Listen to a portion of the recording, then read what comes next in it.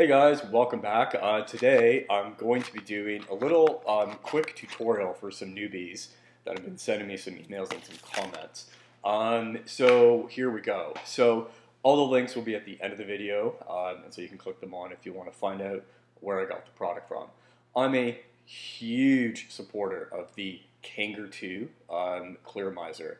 I've been using this one for actually about almost 8 or 9 months. And all I do is simply just change the coils, which are right in this box. My coils, I usually use them for about a week and a half, maybe 2 weeks. Once they start tasting burnt, or I'm not getting flavor, or I'm finding the vapor production is not where it needs to be, I toss them in the garbage. I don't dry burn them, I don't clean them, I toss them out. These things are about $2. And so there's no reason to dry burn them or any of that stuff. I find it never works, and the flavor is just god-awful. So let's get started. So here you have the Clear Miser. So obviously this is what it looks like. So you've got the tip, which is right here, and you've got the entire component, which is right here. These are from onestopshop.com. Again, links are at the end of the video. And they come in packages like this. Or you can obviously order them in an individual. You know, if you want to try different, resistance levels, you can. These actually come from 1.5 all the way to 2.5.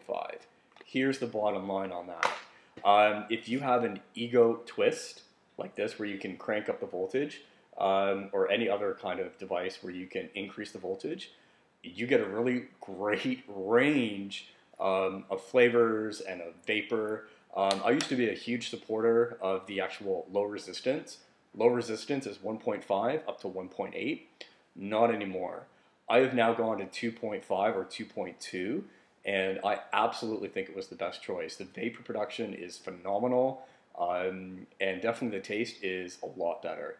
However, 1.5 and 1.8 should only be used on a normal ego battery.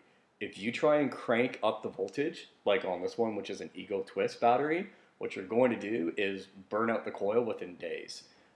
It's not designed for high voltages, right? So keep that in mind. So again, the higher the resistance, the more voltage you need, and that's where you want a variable ego twist like this one, which you can increase the voltage and just go from there. So there you have it with that. So anyways, how do you put the coil in, right? That was another question I got. It's really simple. So again, here's the box that I get. I get 5. And you simply open up the package. It looks like this.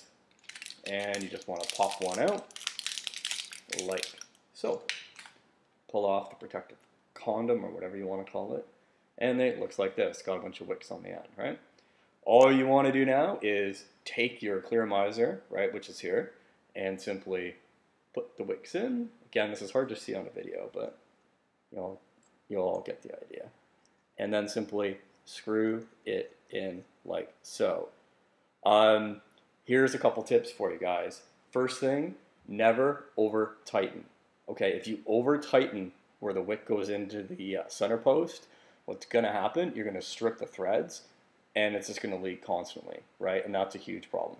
So again, just tighten it in so it's tight as you can get it, not wrenching it tight, of course, and you're all set, ready to go. Okay, so it's pretty much that simple.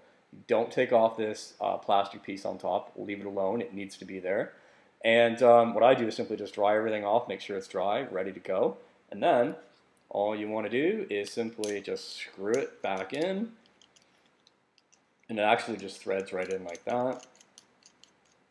And you're all set. Obviously, you put the top on, and that's how it's going to look. My suggestion is when you're filling it, obviously don't have it on your battery. Obviously, these batteries are sealed, but why even take the risk, right? And it's pretty much that simple. Another thing to remember is do not ever over-tighten this mouthpiece, right? If you over-tighten it, it's going to crack, it's going to break, it's going to be leaking all over the place. So there you have it. Now let's say you want to do some cleaning. It's really simple, right? You just simply unscrew the top, of course. Drain out your e-liquid, right? Obviously I take this out. right? Because I'm going to replace it. I rinse it under water, right? If water gets into the center post, simply just blow it out, right? So just blow it out, simple as that.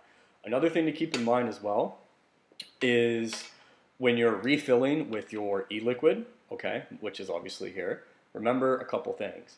If you get e-liquid on your hands or on your skin, you need to wash it off immediately. E-liquid, which obviously contains nicotine, or if you're using a nicotine-containing juice, is easily absorbed rapidly through the skin. So just wash it off immediately. So just keep that in mind, and obviously keep this away from kids, from pets, whatever. Keep it locked up, of course. And there you have that kind of first piece of that.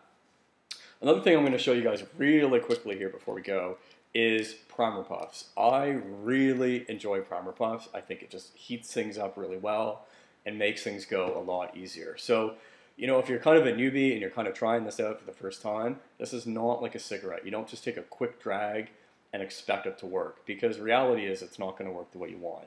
So primer puffs are take a few small puffs, exhale them, and then take a really good one. So I will just show you this.